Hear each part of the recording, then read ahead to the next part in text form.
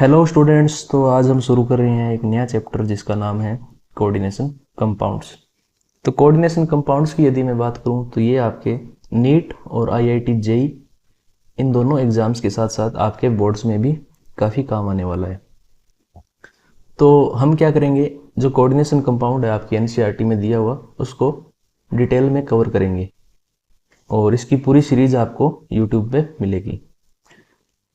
तो आज के इस लेक्चर में हम क्या करने वाले हैं, आज के इस लेक्चर में जो कोऑर्डिनेशन कंपाउंड है उसका एक बेसिक आइडिया लेंगे और हम कुछ बेसिक टर्म्स हैं उनकी बात करेंगे, जैसे कि कोऑर्डिनेशन एंटिटी क्या होती है, कोऑर्डिनेशन नंबर क्या होता है, सेंट्रल एटम क्या होता है, लिगेंड्स क्या होते हैं, और कोऑर्डिनेशन स्फीयर की बात करेंगे, कोऑर्डिनेशन पॉलीहेड्रॉन की बात करेंगे, और ऑक्सीडेशन नंबर, और हेट्रोलेप्टिक और होमोलेप्टिक जो कॉम्प्लेक्स हैं उनकी बात हम करने वाले हैं।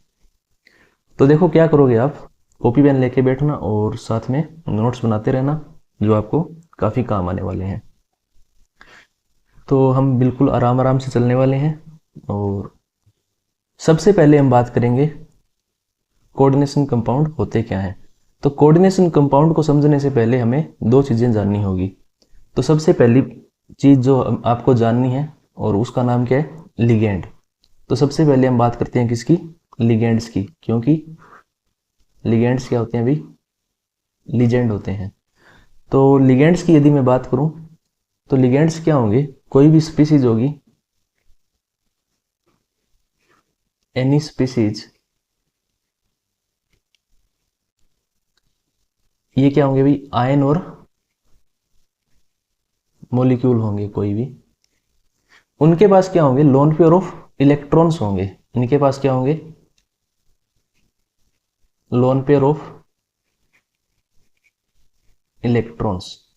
और लोन पेयर ऑफ इलेक्ट्रॉन्स होंगे तो ये क्या करेंगे, अपने lone pair of electrons donate करेंगे। और डोनेट किसको करेंगे, जिसको इलेक्ट्रॉन्स की जरूरत होगी।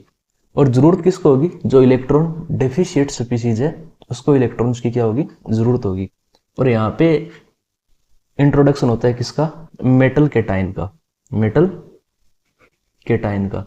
तो मेटल केटाइन क्या होती है, इलेक्ट्रॉन डेफिशिएट स्पीसीज है। तो जो ये लिगेंड्स है ये क्या करेंगे, अपने lone pair of electrons metal cation को डोनेट कर देंगे। तो जब ये मेटल केटाइन को इलेक्ट्रॉन्स डोनेट करेंगे तो इनके बीच में क्या बनेगा, एक बॉन्ड बनेगा। ये लिगेंड है, एल क्या है यहाँ पे, लिगेंड है। और ये क्या करेगा, अपने जो लोन पेयर्स हैं वो इस मेटल केटाइन को डोनेट करेगा तो इनके बीच में ये एक बॉन्ड बनेगा। इसी बॉन्ड को हम क्या बोलते हैं, कोऑर्डिनेशन बॉन्ड बोलते हैं। अब इस कोऑर्डिनेशन बॉन्ड की खास बात क्या होती है, जैसे आपने याद करो, आपने केमिकल बॉन्डिंग के अंदर कोवालेंट बॉन्ड के बारे में पढ़ा था। तो कोवालेंट बॉन्ड में क्या होता है कि जैसे दो एटम्स है ए और बी, तो इनके बीच में जब बॉन्ड बनता है तो यहाँ पे क्या होता है, इलेक्ट्रॉन्स की इन दोनों की क्या होती है भी, साझेदारी होती है, जिसमें ए और बी दोनों एक एक इलेक्ट्रॉन देके आपस में क्या बना लेते हैं, बॉन्ड बना लेते हैं। जबकि कोऑर्डिनेशन बॉन्ड में ऐसा नहीं होता है। यहाँ पे क्या होता है कि जो लिगेंड होता है, जो ये लिगेंड है वो अपने लोन पेयर डोनेट करेगा किसको, मेटल केटाइन को।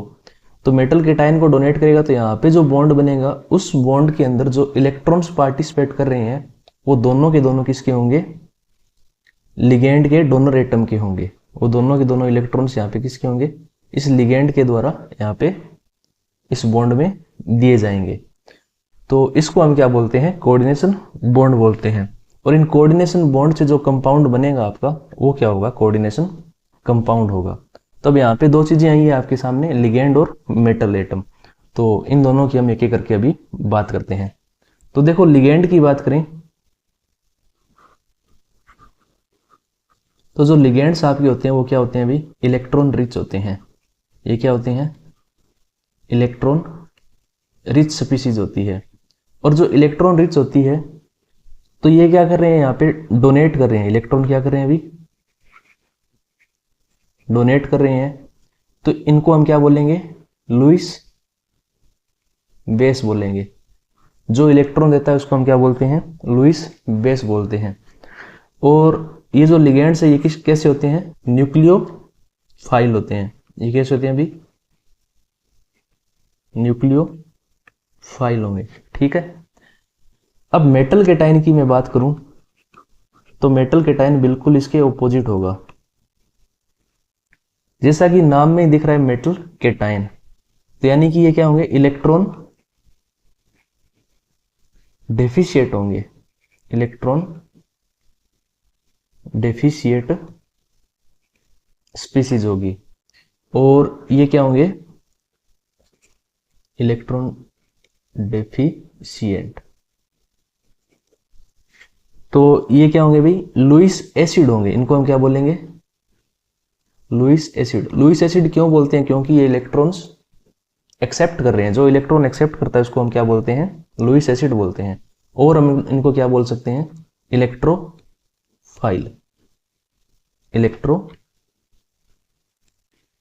इलेक्ट्रोफाइल क्यों बोलते हैं भाई, क्योंकि ये इलेक्ट्रॉन लविंग स्पीसीज है। और इनको हम न्यूक्लियोफाइल क्यों बोलते हैं, लिगेंड्स को, क्योंकि ये न्यूक्लियस लविंग स्पीसीज है। तो ये बात होगी लिगेंड और मेटल कैटायन की, एक मोटा मोटा हमने इनका ओवरव्यू ले लिया। तो अब मैं बात करता हूं कोऑर्डिनेशन कंपाउंड की डेफिनेशन की, तो वो हम यहाँ पे नोट कर लेते हैं। तो देखो कोऑर्डिनेशन कंपाउंड क्या होगा, अभी तक जो हमने समझा है उससे एक चीज क्लियर हुई है, तो उस चीज को हम यहाँ पे नोट डाउन कर लेते हैं। तो लिखिए, एक compound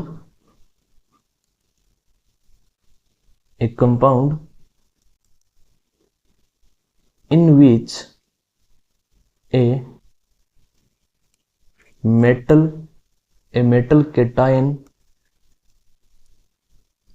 cation or atom is attached to a group of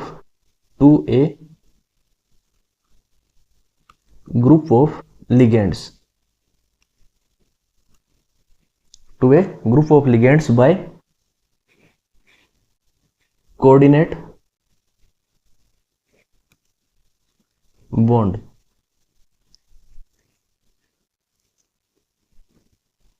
is called what? Is called a coordination compound. Is called a coordination compound. और कॉम्प्लेक्स कंपाउंड, और इनको हम क्या बोलते हैं अभी, कॉम्प्लेक्स कंपाउंड भी बोलते हैं, कॉम्प्लेक्स कंपाउंड। तो देखो ध्यान दीजिए, यहां पे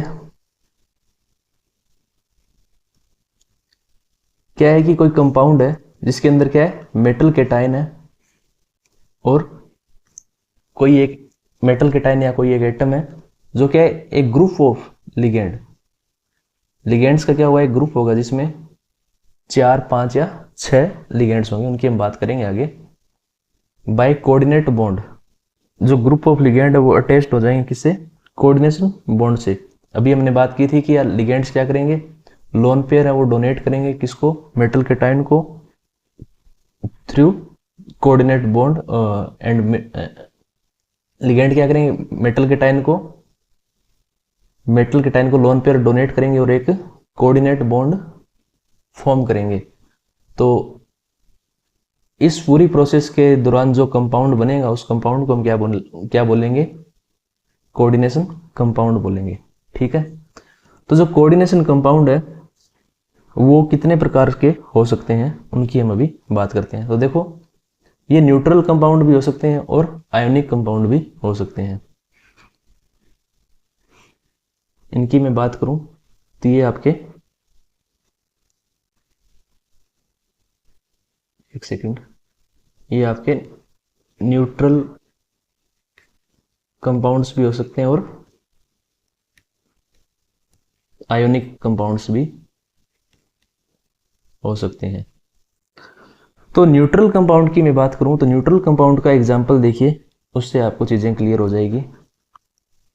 इसका एग्जांपल यदि मैं देखूं तो ये आपका होगा PT NH3 2Cl2। अभी आप ज्यादा कंफ्यूज मत होइए कि यहाँ पे ये प्लेटिनम क्या है, NH3 क्या है, Cl2 क्या है। इनकी अभी हम थोड़ी देर में नेक्स्ट स्लाइड में बात करेंगे। तो ये एक मैंने एग्जांपल दिया है आपको न्यूट्रल कंपाउंड का। न्यूट्रल कंपाउंड क्या होगा? वो कंपाउंड जिसके ऊपर कोई भी चार्ज ना हो। इस कॉम्प्लेक्स के ऊपर कोई भी चार्ज नहीं है, तो ये आपका क्या क्या है भी न्यूट्रल कंपाउंड है। अब जो आयोनिक कंपाउंड है वो आगे फिर आपके दो टाइप के होते हैं। देखो आयोनिक कंपाउंड में क्या क्या हो सकते हैं, एक आपका कॉम्प्लेक्स केटाइन होगा और दूसरा जो है वो कॉम्प्लेक्स एनायन होगा। अब कॉम्प्लेक्स केटाइन होता है, उसमें क्या होता है, जो पूरा कॉम्प्लेक्स है उसके ऊपर चार्ज होता है और वो चार्ज कैसा होता है? पॉजिटिव चार्ज होता है। एग्जाम्पल देखिए आप इसका इसका एग्जाम्पल जैसे NH3 और इसका यहाँ पे क्या होगा अभी +3 चार्ज होगा। तो यहाँ पे क्या है, पॉजिटिव चार्ज है, तो इस कॉम्प्लेक्स को हम क्या बोलेंगे? इस पूरे कॉम्प्लेक्स पे क्या है? पॉजिटिव चार्ज है, तो इस कॉम्प्लेक्स को हम क्या बोल देंगे? Complex cation. इसी तरह से यदि मैं बात करूं कॉम्प्लेक्स एनायन की, तो वो आपका क्या होगा? FeCN6 और इस पे जो चार्ज है वो 4- नेगेटिव में है। तो ये आपका क्या है? कॉम्प्लेक्स एनायन है। तो कॉम्प्लेक्स केटाइन और कॉम्प्लेक्स एनायन और एक आपके न्यूट्रल कंपाउंड्स। तो ये तीन टाइप से आपको कोऑर्डिनेशन कंपाउंड देखने को मिलेंगे। अब नेक्स्ट बात करते हैं जो कोऑर्डिनेशन कंपाउंड है इनके कुछ बेसिक फीचर्स की। तो जो कोऑर्डिनेशन कंपाउंड है, देखो लिख लेते हैं यहाँ पे। तो coordination compound retain their identity, यानी कि कोऑर्डिनेशन कंपाउंड जो होते हैं वो सॉल्यूशन फेज में अपनी आइडेंटिटी लॉस्ट नहीं करते हैं। अभी समझते हैं कैसे, पहले आप लिख लीजिए। Coordination compounds retain their identity. तो देखो क्या होता है कि जैसे एग्जाम्पल लेते हैं NaCl का। NaCl यहाँ पे क्या कोऑर्डिनेशन कंपाउंड नहीं है, ये क्या है? आयोनिक कंपाउंड है। ये क्या है? आयोनिक कंपाउंड है। तो इसको आप जैसे ही इसको आप जैसे ही H2O में सॉल्यूशन बनाओगे इसका NaCl का, तो ये क्या होगा? Na+ और Cl- में टूट जाएगा, यानी कि अपनी आइडेंटिटी है वो लॉस्ट कर देगा। जबकि कोऑर्डिनेशन कंपाउंड में क्या होता है, जो कोऑर्डिनेशन कंपाउंड होते हैं वो अपनी आइडेंटिटी लॉस्ट नहीं करते, किसमें? सॉल्यूशन या एक्वस फेज के अंदर। जैसे ही आप कोऑर्डिनेशन कंपाउंड को एक्वस फेज में लेके आओगे तो ये अपनी आइडेंटिटी लॉस्ट नहीं करेंगे, यानी कि ये अपने आयनों में नहीं टूटेगा। जैसे ये आपको दिखाई दे रहा है ये एग्जाम्पल, तो इसको आप एक्वस फेज में भी ये एज इट इज रहेगा, ठीक है। यहाँ पे ये अपनी आइडेंटिटी लॉस्ट नहीं करेगा। जबकि जो अदर्स कंपाउंड होते हैं, अदर कंपाउंड होते हैं जैसे NaCl हो गया या कोई भी और कंपाउंड ले लो आप, फिटकरी हो गई, फिटकरी का आप फॉर्मूला बताएंगे, तो ये सारे के सारे क्या होते हैं? आइडेंटिटी लॉस्ट कर देते हैं। जबकि कोऑर्डिनेशन कंपाउंड अपनी आइडेंटिटी लॉस्ट नहीं करता है। अगली बात करते हैं कोऑर्डिनेशन कंपाउंड की, तो वो क्या होता है कि these compound do not give test of all their constituent ion in aqueous solution. लिख लेते हैं यहां पे कि these compounds do not give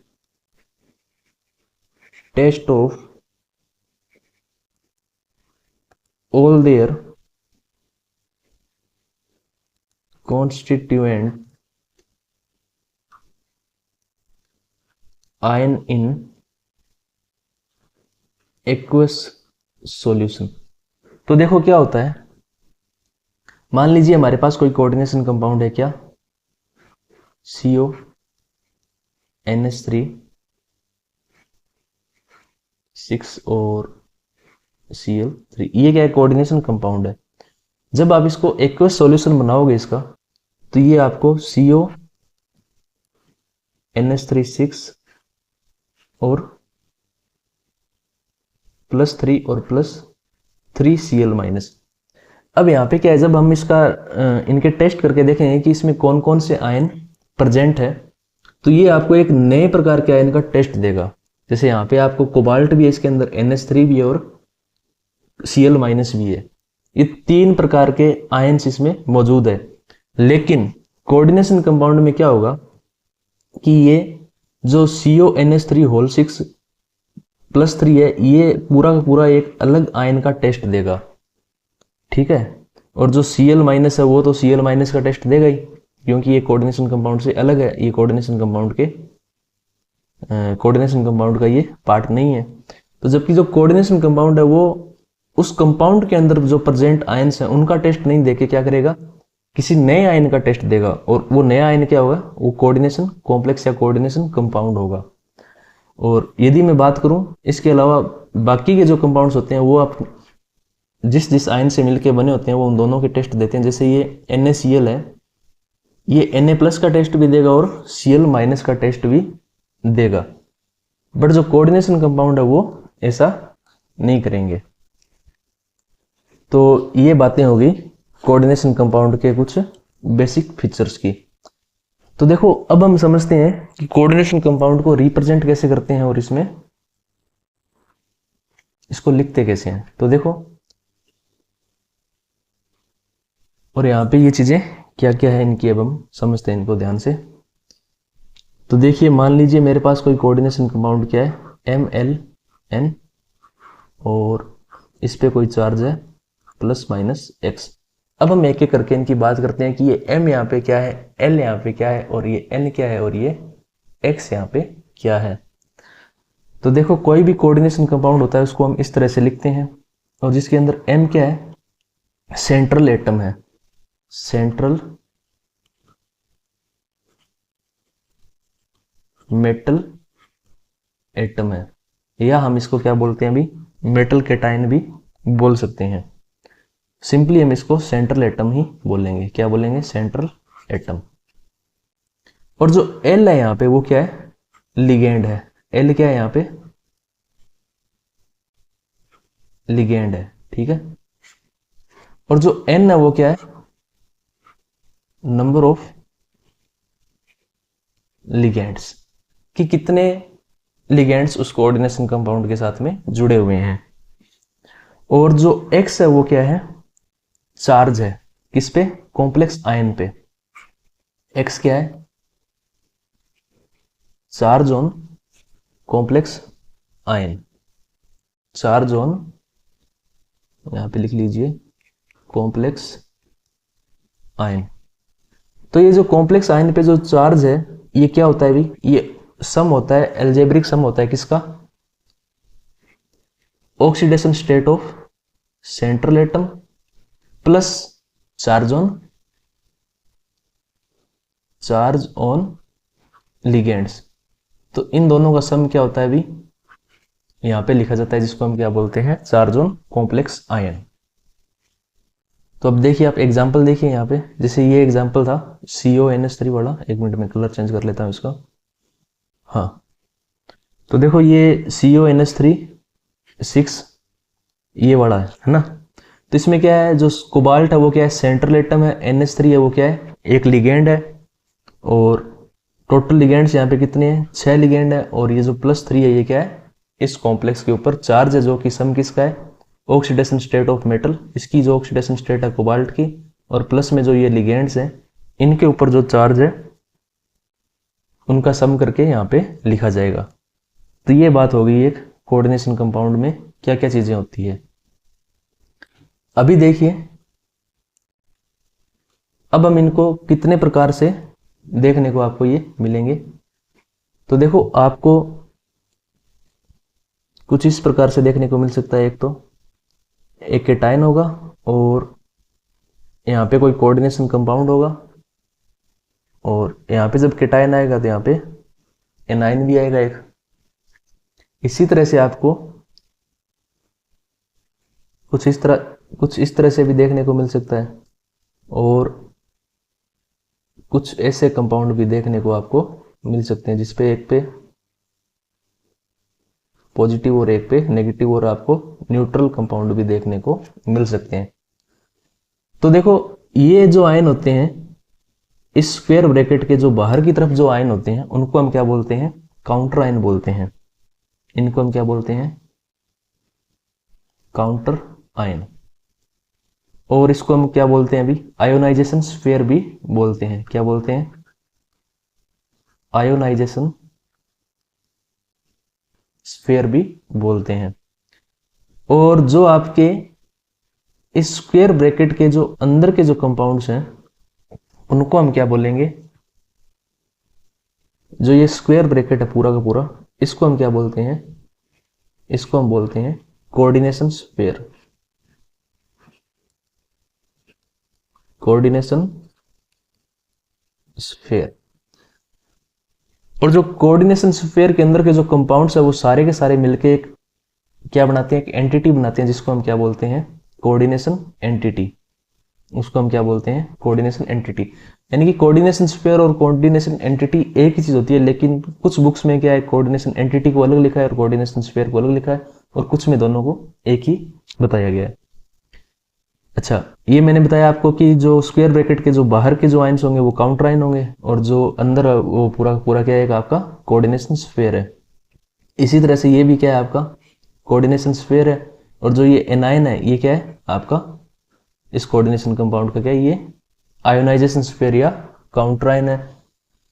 और इसके अंदर क्या होगा, यहाँ पे जो दो कॉम्प्लेक्स होंगे, एक जिसपे पॉजिटिव चार्ज होगा और एक जिसपे नेगेटिव चार्ज होगा, तो ये दोनों मिलके एक पूरा कॉम्प्लेक्स बनाएंगे, ठीक है। और इसी तरह से यहाँ पे आपको एक न्यूट्रल मॉलिक्यूल भी, न्यूट्रल कोऑर्डिनेशन कॉम्प्लेक्स भी देखने को मिल सकता है। तो कुछ आपको ये 4 प्रकार से कोऑर्डिनेशन कंपाउंड है वो देखने को मिलेंगे। तो इन चीज़ों का आप ध्यान रखना, ठीक है। ये आपको 4 प्रकार से देखने को मिल सकते हैं। तो अब हम बात करते हैं कुछ इंपॉर्टेंट टर्म्स की। तो इंपॉर्टेंट टर्म्स में देखो कुछ तो हमने यहाँ पे कवर कर ली, जैसे एक तो आपका ये चार्ज ऑन कॉम्प्लेक्स आयन हो गया, जो मैंने आपको भी बताया क्या होता है, oxidation state of central atom plus charge on ligand.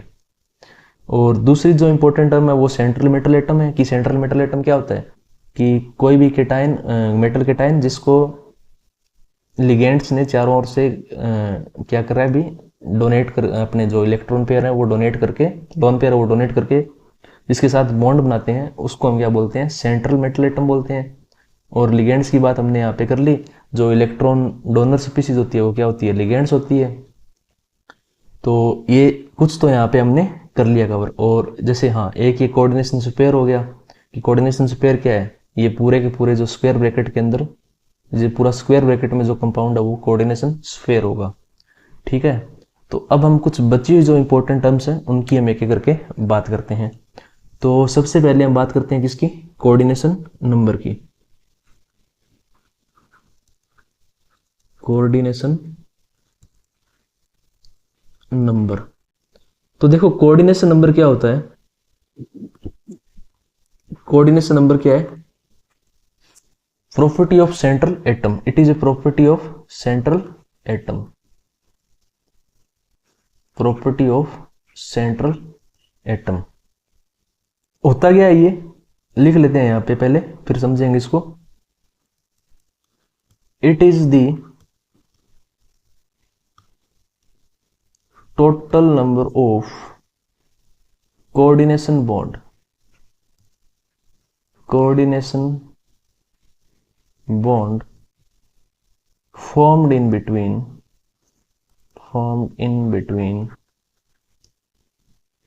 central atom and donor atom of ligand,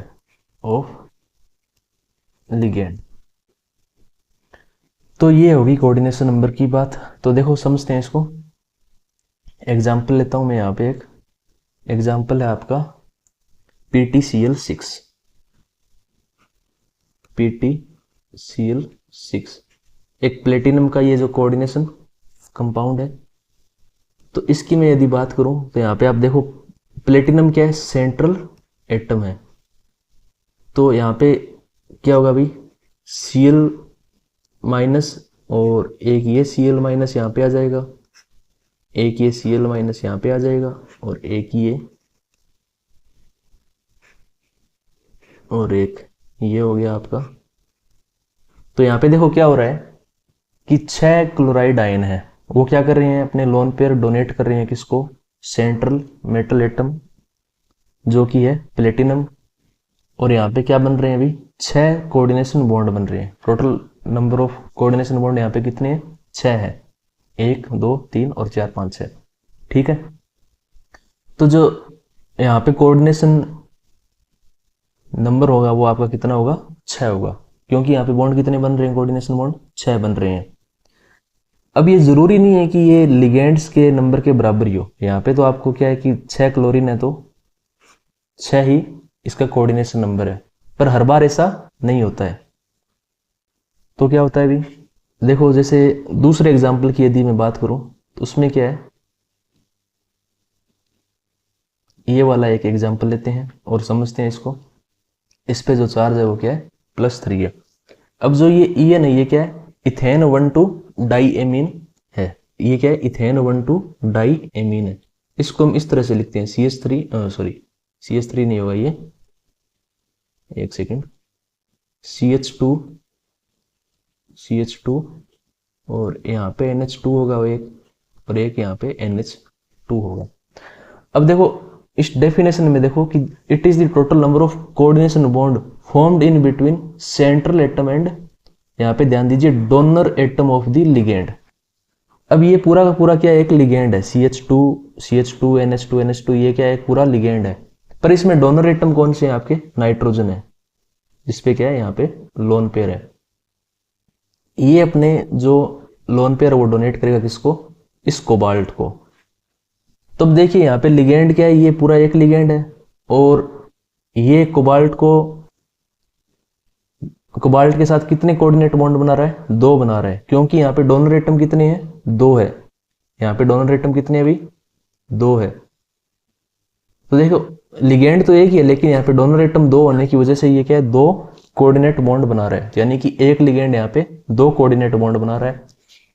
तो यहाँ पे कोऑर्डिनेशन नंबर इस कोबाल्ट का कितना हो जाएगा, 6 हो जाएगा, क्योंकि एक यहाँ पे क्या है, 2 कोऑर्डिनेट बॉन्ड बना रहा है। तो ये बात होगी कोऑर्डिनेशन नंबर की। और कोऑर्डिनेशन नंबर से आपको नीट के अंदर क्वेश्चन देखने को मिलता है, काफी आसान है, पर यहाँ पे आपको ऐसा क्वेश्चन देखने को मिल सकता है। तो ये बात होगी कोऑर्डिनेशन नंबर की। नेक्स्ट हम बात करते हैं किसकी, लिगेंड्स की। नेक्स्ट हम बात करते हैं किसकी, लिगेंड्स की। तो देखो लिगेंड्स क्या होते हैं, अभी मैंने स्टार्टिंग में बात की थी वैसे तो इसके बारे में, कि दी आयन और molecule which bound to central atom and donate its lone pair to central atom, है ना, ये सब बातें हमने यहाँ पे की थी। तो इसको एक बार लिख लेते हैं, क्या होगा, दी लिगेंड, दी आयन, क्या लिखेंगे, दी आयन और, एक second, the ion or molecules, एक सेकेंड क्या हो रहा है ये, the ion or molecules bound to the central atom और ion in the coordination entity, in the coordination entity are called ligands। देखो यहाँ पे एक नई चीज आई है, कोऑर्डिनेशन एंटिटी। वैसे तो मैंने इसकी भी बात की थी, पर वापस इसको डिटेल में समझते हैं। तो देखो क्या हो रहा है कि कोई भी आयन और मॉलिक्यूल है, वो क्या है, सेंट्रल एटम से कोऑर्डिनेशन बॉन्ड बना के जो पूरा एक क्या कर रहा है, अभी कोऑर्डिनेशन एंटिटी बन रही है, ठीक है। द आयन और molecule bound to the central atom और ion in the coordination entity or are called ligands. तो देखो एग्जांपल देखिए यहाँ पे, जैसे ये देखो आप, ये सारे के सारे क्या है, लिगेंड्स है। ये क्या है, लिगेंड्स है। कलर चेंज करने दो एक बार मेरे को। जैसे ये क्लोरीन माइनस है, ये क्या है, लिगेंड है। ये क्या है, लिगेंड है। ये क्या कर रहे हैं, क्या लिखा हुआ है कि दी आयन और molecule bound to the central atom. ये सेंट्रल एटम से जो भी जुड़े हुए हैं वो सारे के सारे क्या होंगे, लिगेंड्स होंगे। सेंट्रल एटम से जो जुड़ता है वो क्या होगा, लिगेंड होगा। क्लियर है। अब यहाँ पे नई बात क्या आ रही है, कोऑर्डिनेशन एंटिटी की बात आ रही है। कोऑर्डिनेशन एंटिटी कुछ नहीं है। कोऑर्डिनेशन एंटिटी आप एग्जांपल देखिए, ये जैसे COCl3 और NH3 की NH3 कितने, 3। तो देखो कोऑर्डिनेशन एंटिटी क्या है कि सेंट्रल एटम के साथ में कितने लिगेंड्स जुड़ रहे हैं। मतलब ये वाइस वर्सा ही हो रहा है एक तरह से, और कुछ नहीं है। सेंट्रल एटम के साथ में जो फिक्स नंबर में जो लिगेंड्स जुड़ रहे हैं, मिलके एक मॉलिक्यूल बना रहे हैं, और ये पूरा का पूरा ये क्या है, ये पूरी की पूरी इसको हम क्या बोलते हैं, कोऑर्डिनेशन एंटिटी बोलते हैं। इसको आप लिख लीजिए, हालांकि ये आपके इतना काम का है नहीं। हाँ, बोर्ड्स में आप लिख सकते हो इसको। क्या लिखोगे, लिखिए आप इसको, एक कोऑर्डिनेशन एंटिटी कॉन्स्टिट्यूट ए सेंट्रल एटम और आयन। कोऑर्डिनेशन एंटिटी में क्या होगा, एक सेंट्रल एटम होगा और आयंस होंगे। सेंट्रल एटम और आयंस, सेंट्रल एटम को हम यहाँ पे आयन बोल रहे हैं। सेंट्रल एटम और ion bonded to a fix number of ions और मॉलिक्यूल्स। ये आपकी क्या है, कोऑर्डिनेशन एंटिटी, जिसमें क्या है, जो सेंट्रल एटम है वो एक फिक्स नंबर के आयंस और मॉलिक्यूल के साथ में क्या कर रहा है, बॉन्ड बना रहा है, और ये सारे के सारे मिलके क्या कर रहे हैं, ये कोऑर्डिनेशन एंटिटी बना रहे हैं। इसको हम क्या बोलते हैं, कोऑर्डिनेशन एंटिटी बोलते हैं। अब लास्ट आपकी एक इंपॉर्टेंट टर्म बचती है, वो है आपकी कोऑर्डिनेशन पॉलीहेड्रन। तो इसको ध्यान से समझते हैं। देखो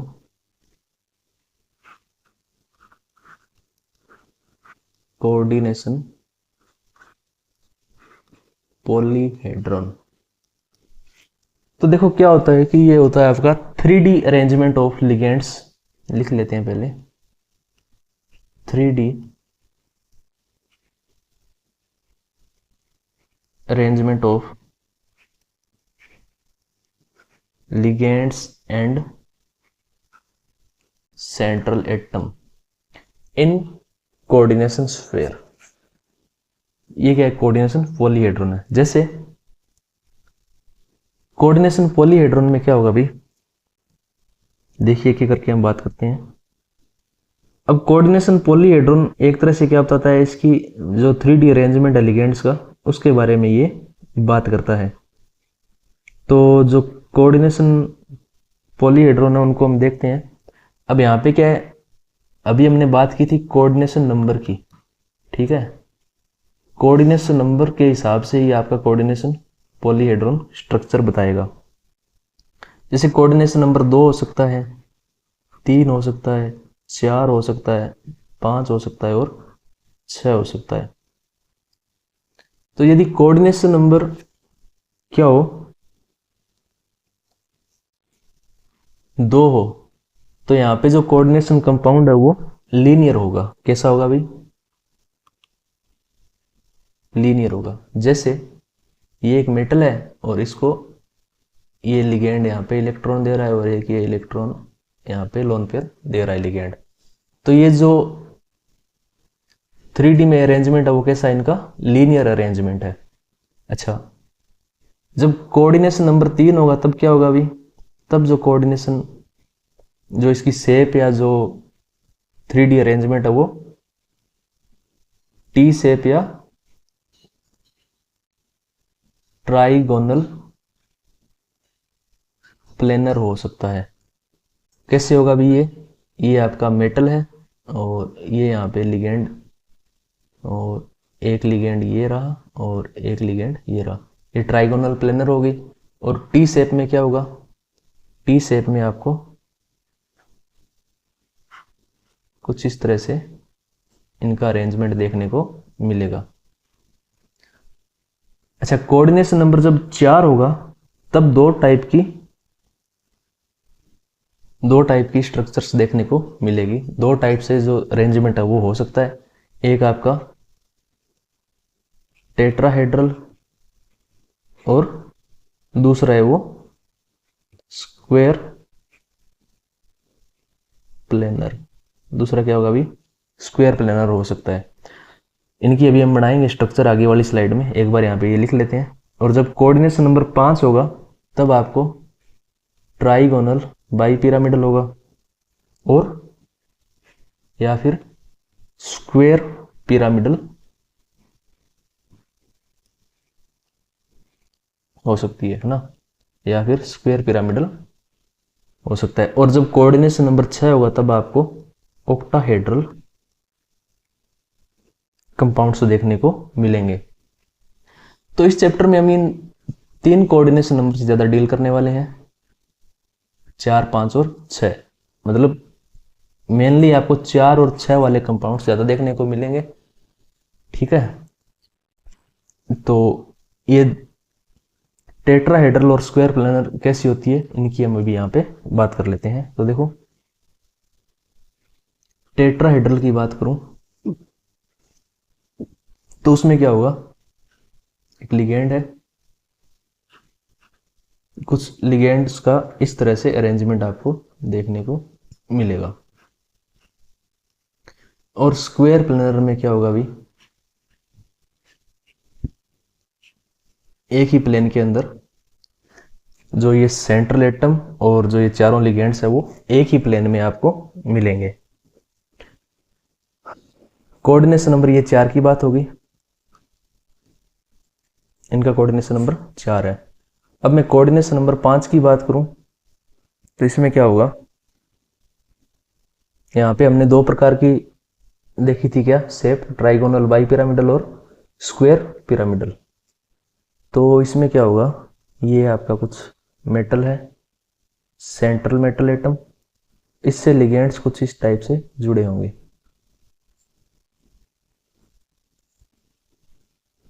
और एक लिगेंड आपका यहाँ पे आ जाएगा। ये है कैसी, ट्राइगोनल बाई पिरामिडल। तो देखो ट्राइगोनल बाई पिरामिडल में क्या हो रहा है, ये सारे एक ही प्लेन के अंदर है। ठीक है, ये 3 लिगेंड्स और मेटल है जो एक प्लेन में है, और ये इस प्लेन के ऊपर की साइड और ये प्लेन के नीचे की साइड है। ठीक है,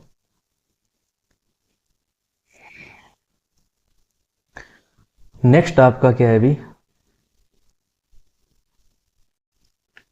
नेक्स्ट है कोऑर्डिनेशन नंबर 5 में स्क्वायर पिरामिडल। स्क्वायर पिरामिडल में क्या होता है, देखिए मेटल, ये लिगेंड, एक लिगेंड यहाँ पे है और एक लिगेंड यहाँ पे है।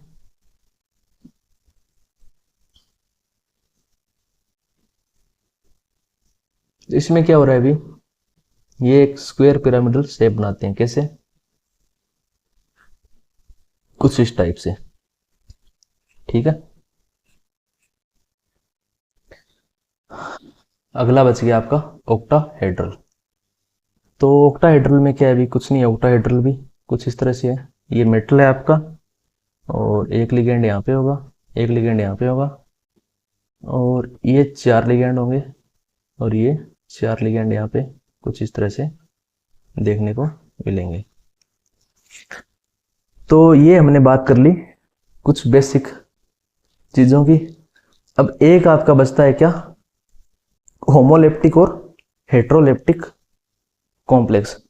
तो होमोलेप्टिक और हेट्रोलेप्टिक में क्या होता है, कुछ नहीं होता, मैं आपको एग्जांपल से बता देता हूं। जो होमोलेप्टिक होता है उसमें एक ही प्रकार के लिगेंड्स होते हैं सारे के सारे, जैसे ये वाला है ना, इसमें सारे के सारे लिगेंड्स क्या है, NH3 है। और जो हेट्रोलेप्टिक है उसमें क्या होगा, कोबाल्ट NH3 4Cl2।